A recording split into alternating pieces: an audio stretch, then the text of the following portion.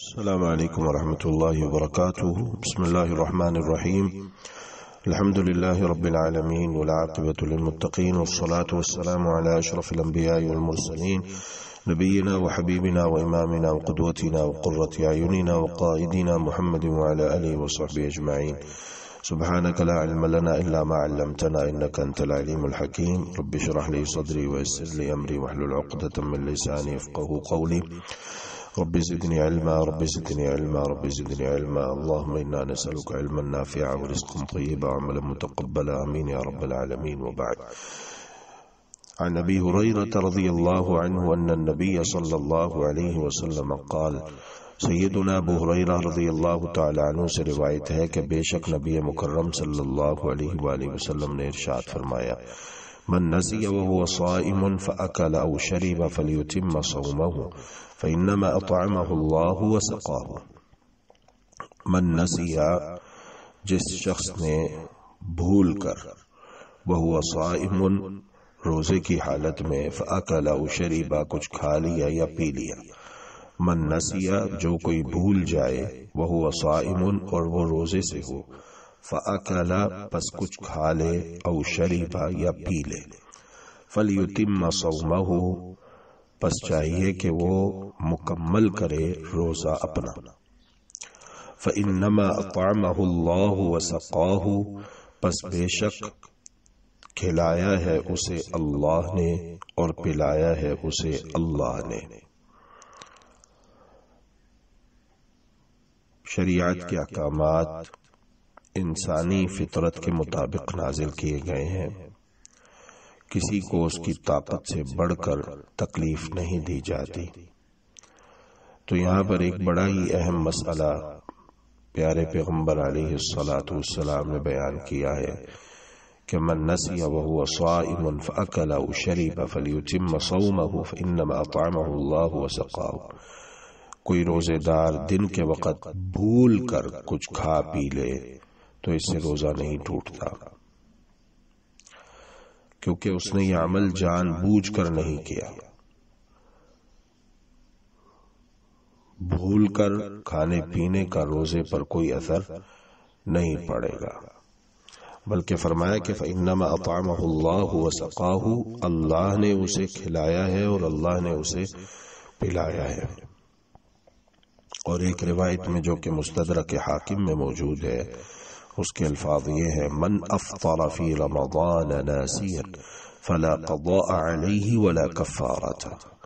اگر کوئی بھول کر رمضان میں روزہ کھول لے، یعنی کہ کچھ کھا لے پی لے بھول کر، اور ایسا ہو جاتا ہے رمضان کے ابتدائی ایام میں، کیونکہ روٹین نہیں ہوتی پورا سال روزہ رکھنے کی، تو بہت کم لوگوں کی روٹین ہوتی ہے، تو زیادہ تر افراد جو ہے ان کے ساتھ یہ مسئلہ پیش آتا ہے رمضان کے ابتدائی دنوں میں. پھر اچانک یا تو انہیں خود یاد آ جاتا ہے، یہ کوئی یاد کروا دیتا ہے کہ آپ کا تو روزہ ہے، آپ روزے میں کھا پی رہے ہیں، تو جو ہی یاد آتا ہے تو وہ کہتے ہیں: او انا للہ و انا الیہ راجعون، لا حول ولا قوۃ الا باللہ، استغفر اللہ واتوب الیہ، استغفر اللہ الذی لا الہ الا هو الحی القیوم اتوب الیہ، اور وہ فوراً کھانے پینے سے باز آ جاتے ہیں. اب مسئلہ یہ ہے کہ جو کچھ وہ کھا پی چکے ہیں، بھول چوک سے ہوا ہے، اس کا کیا حکم ہے؟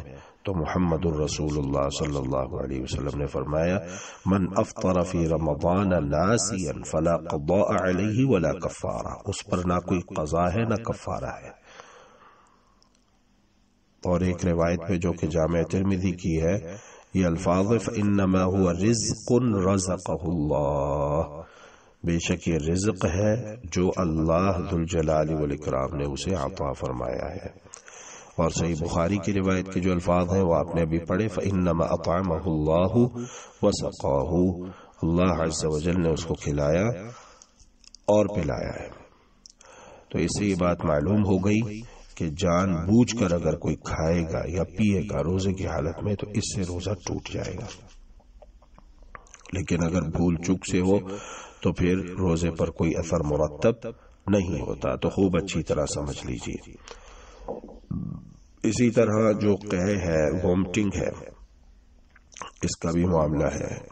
دو حالتیں ہیں. ایک تو یہ ہے کہ انسان جان بوجھ کر قے کرتا ہے،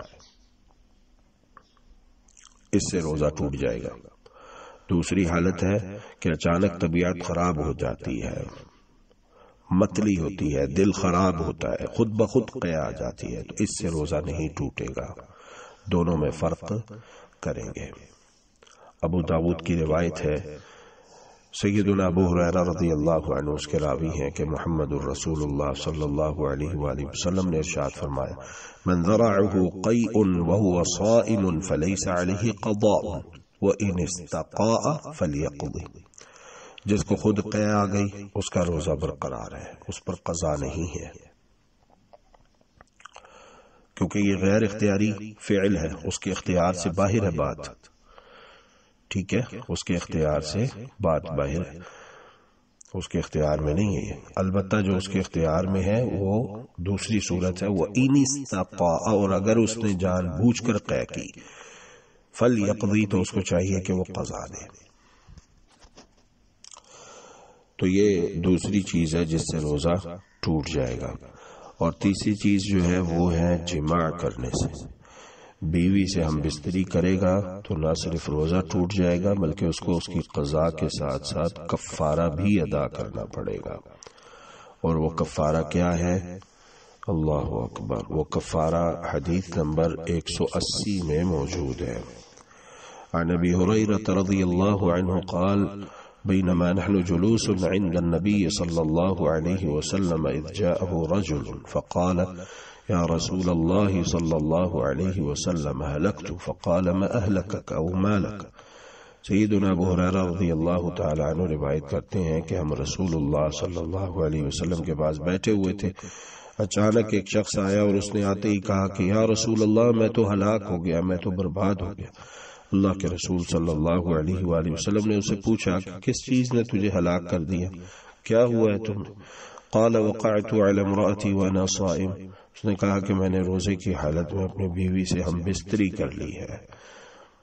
فقال رسول اللہ صلی اللہ علیہ وسلم، تو رسول اللہ صلی اللہ علیہ وسلم نے کہا هل تجد رقبة تعتقوها، کیا تمہارے پاس غلام ہے کوئی جسے تم آزاد کر سکو؟ قال لا. اس نے کہا جی نہیں، میرے پاس غلام تو نہیں ہے. قال هل تستطيعون تصوم شهرين متتابعين، کیا تم 2 ماہ کے مسلسل روزے رکھ سکتے ہو؟ قال لا. اس نے کہا جی نہیں. قال هل تجد اطعام 60 مسكينا، کیا تم 60 مسکینوں کو کھانا کھلانے کی طاقت رکھتے ہو؟ قال لا. اس نے کہا جی نہیں. فسکت النبی صلی اللہ علیہ وسلم، نبی مکرم صلی اللہ علیہ وسلم خاموش ہو گئے. فبینما نحن على ذلك اذ اتي النبی بعرق فيه تمر والعرق المكتل فقال اين السائل. صحابہ کرام علیہم رضوان کہتے ہیں کہ ہم ابھی اپنی اسی حالت میں بیٹھے ہوئے تھے کہ رسول اللہ صلی اللہ علیہ وسلم کی خدمت میں کھجوروں کا ایک عرق لایا گیا. عرق بڑے ٹوکرے کو کہا جاتا ہے. آپ نے اسے کہا اچھا بیٹھ جاؤ. نبی کریم صلی اللہ علیہ وسلم تھوڑی دیر ٹھہر گئے. صحابہ کہتے ہیں کہ ہم ابھی اپنی اسی حالت میں بیٹھے ہوئے تھے کہ رسول اللہ صلی اللہ علیہ وسلم کی خدمت میں کھجوروں کا ایک بڑا ٹوکرا لایا گیا. تو رسول اللہ صلی اللہ علیہ وسلم نے ارشاد فرمایا این السائل، کہاں ہے سائل، وہ شخص کدھر ہے جو اپنا مسئلہ لے کر آیا تھا؟ قال انا، وہ آگے بڑھا، اس نے کہا یا رسول اللہ میں ہوں. قال خذ هذا، تو آپ نے ارشاد فرمایا یہ کھجورے لے جاؤ، فتصدق به، اور اسے صدقہ کر دو. اس نے کہا اعلی افقر منی یا رسول اللہ، یا رسول اللہ کیا صدقہ اپنے سے زیادہ محتاج لوگوں کو دوں؟ فوالله ما بين لابتيها يريد الحرتين أهل بيت أفقر من أهل بيتي. واللہ مدینہ کی ساری آبادی میں کوئی گھر میرے گھر سے زیادہ محتاج نہیں ہے. فضحك النبي صلی اللہ علیہ وسلم حتى بدت ثيابه. محمد رسول اللہ صلی اللہ علیہ وآلہ وسلم ہنس دیے حتیٰ کہ آپ کے سامنے کے دانت ظاہر ہو گئے، اور آپ نے ارشاد فرمایا اطعمہ اہلک، اطعمہ اہلک، یہ اپنے اہل خانہ کو کھلا دو، یہ اپنے 'اہل خانہ کو کھلا دو. تو اس حدیث سے یہ بھی معلوم ہوا کہ جو آدمی کفارہ ادا کرنے کی طاقت نہ رکھتا ہو، اس کی ادائیگی سے عاجز ہو، تو اس سے کفارہ ساقط ہو جاتا ہے۔ اللہ عز و جل کا ارشاد بھی ہے لا یکلف اللہ نفسا الا وسعها، اور یہ بھی معلوم ہوا کہ عورت پر کفارہ لازم نہیں ہے، کیونکہ رسول اللہ صلی اللہ علیہ وسلم کو ایک ایسے عمل کی خبر دی گئی جس میں مرد اور عورت دونوں شریک تھے، لیکن رسول اللہ صلی اللہ علیہ وسلم نے عورت کو کفارے کی ادائیگی کا حکم نہیں دیا۔ اسی طرح حیض اور نفاس سے بھی روزہ ٹوٹ جاتا ہے، چاہے کسی وقت بھی اس کا آغاز ہو۔ ایک عورت نے روزہ رکھا ہوا ہے کہ روزے کے دوران دن کے کسی بھی وقت میں حیض کا معاملہ ہو جاتا ہے، نفاس کا معاملہ ہو جاتا ہے، تو اس سے روزہ ٹوٹ جائے گا۔ امام بخاری رحمۃ اللہ علیہ نے باب قائم کیا الحائض تترک الصلاۃ والصوم، حیض والی عورت نہ نماز پڑھے اور نہ روزہ رکھے، اور پھر اس کے تحت وہ حدیث بھی لائے ہیں سیدنا ابو سعید خدری رضی اللہ تعالی عنہ۔ اسی طرح کوئی بھی غذائی مواد کسی بھی ذریعے سے جسم کے اندر داخل کیا جائے، گلوکوز ہے یا خون ہے یا کوئی اور غذائی مواد ہے، کسی بھی ذریعے سے اندر داخل کرنے سے روزہ ٹوٹ جائے گا، کیونکہ اس کا مقصد پیٹ کے اندر چیز کا پہنچانا ہے،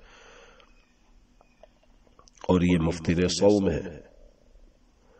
اسی طرح اگر کسی کی نکسیر پھوٹ جائے یا کسی اور وجہ سے خون بہہ جائے تو اس کی کمی کو دور کرنے کے لیے جو خون جسم میں داخل کیا جائے گا، خون چڑھایا جائے گا، خون کی بوتل لگائی جائے گی، اس سے روزہ ٹوٹ جائے گا۔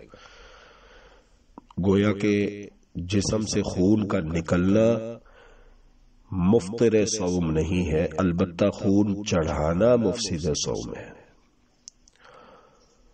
ایسے ہی مادہ منویہ کے اختیاری طور پر خارج ہونے سے بھی حالت بیداری میں استمناء بالید ہے، مشتزنی ہے، ہینڈ پریکٹس ہے، ہاتھ سے منی خارج کرنا، اس سے بھی روزہ ٹوٹ جائے گا اور یہ حرام ہے۔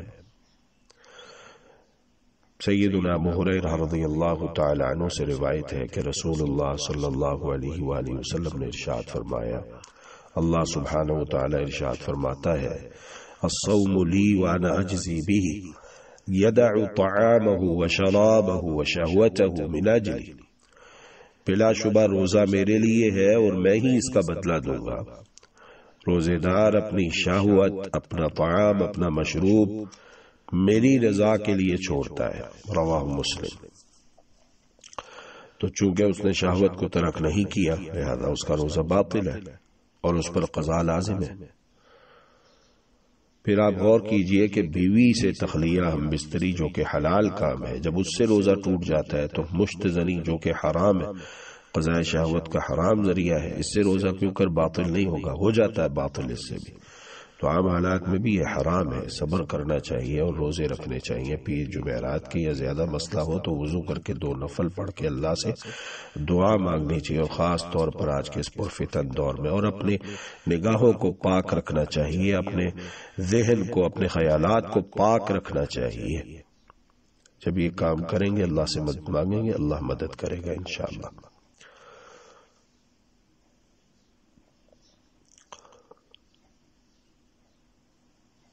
باقی جن چیزوں سے روزہ نہیں ٹوٹتا وہ بھی نوٹ کر لیں۔